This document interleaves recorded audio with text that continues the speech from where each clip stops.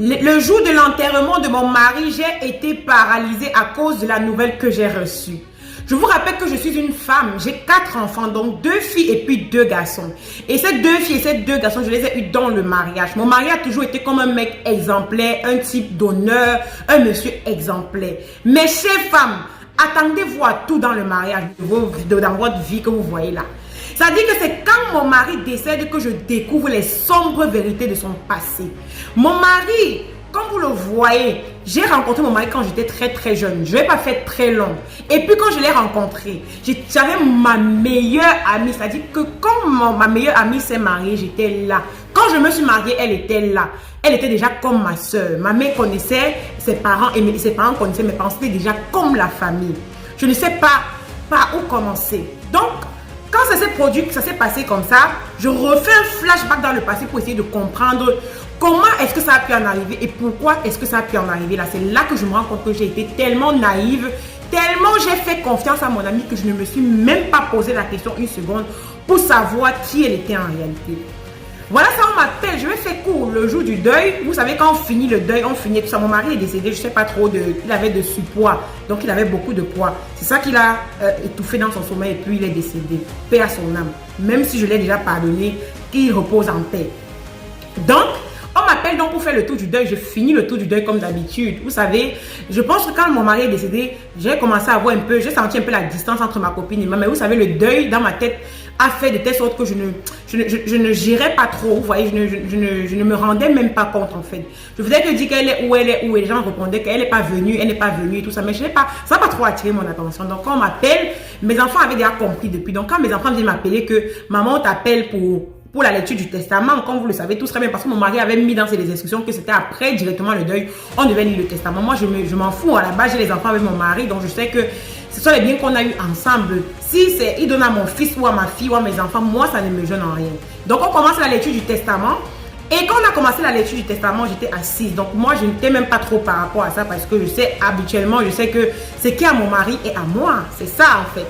On commence à lire, on commence à voir sortir les phrases un peu, des phrases du palais de justice là.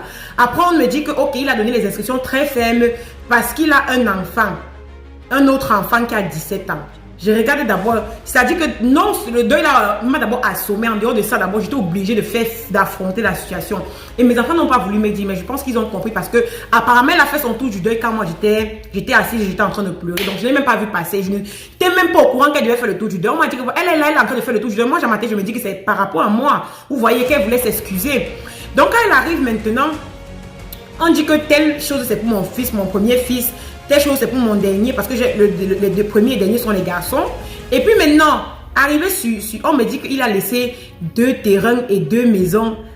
On cite le nom de l'enfant de ma copine qui avait déjà 17 ans, je vous rappelle.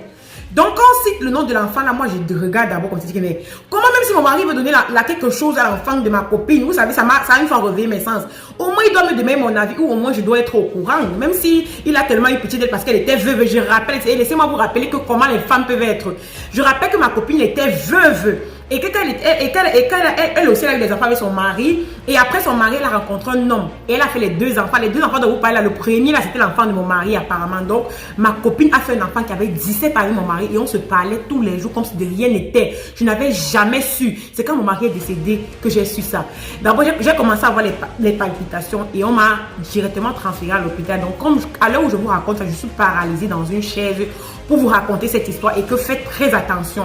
Moi, j'étais tellement naïve. On a abusé de ma naïveté. Que dois-je faire? Que dois-je dire? À la base, c'était bien quand même. Mes enfants ont porté plainte, ils ont fait du mieux qu'ils ont pu. Mais l'enfant, c'est l'enfant du mari, en fait. Je ne sais pas si on se comprend. C'est son enfant. Il y a son nom sur l'acte de naissance. C'est pas comme si c'est un enfant qu'on est venu réclamer. Donc, il savait, en connaissant de cause, il avait écrit en sachant que c'était l'enfant de ma copine. Et ma copine, elle a commencé à faire comme si rien n'était. Le deuil est devenu le parler. Chacun y allait du tien. Chacun parlait. Chacun avait tout raconté au deuil là.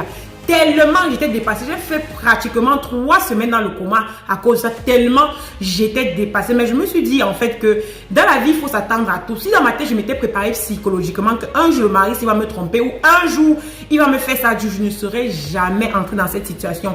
Aujourd'hui, je regrette parce que cette histoire m'a mis dans une crise terrible et je n'arrive même pas à marcher à cause de ça. Or, si psychologiquement, mes enfants, je m'étais préparée pour ça, je n'aurais jamais été confrontée à ce type de situation. Ma copine a fait comme si de rien n'était. Elle s'en foutait, elle ne gérait même pas d'ailleurs. Elle a même préféré régner son mari avec qui elle était actuellement, je veux dire son copain, avec qui elle a eu un enfant à cause des biens de mon mari. Elle n'était plus ma copine à l'heure là à cause des biens. Elle ne s'est même pas excusée. Elle ne sait même pas. Elle venait dormir chez moi. Elle faisait tout chez moi. Je n'aurais jamais pensé qu'une telle situation pouvait en arriver à ce point.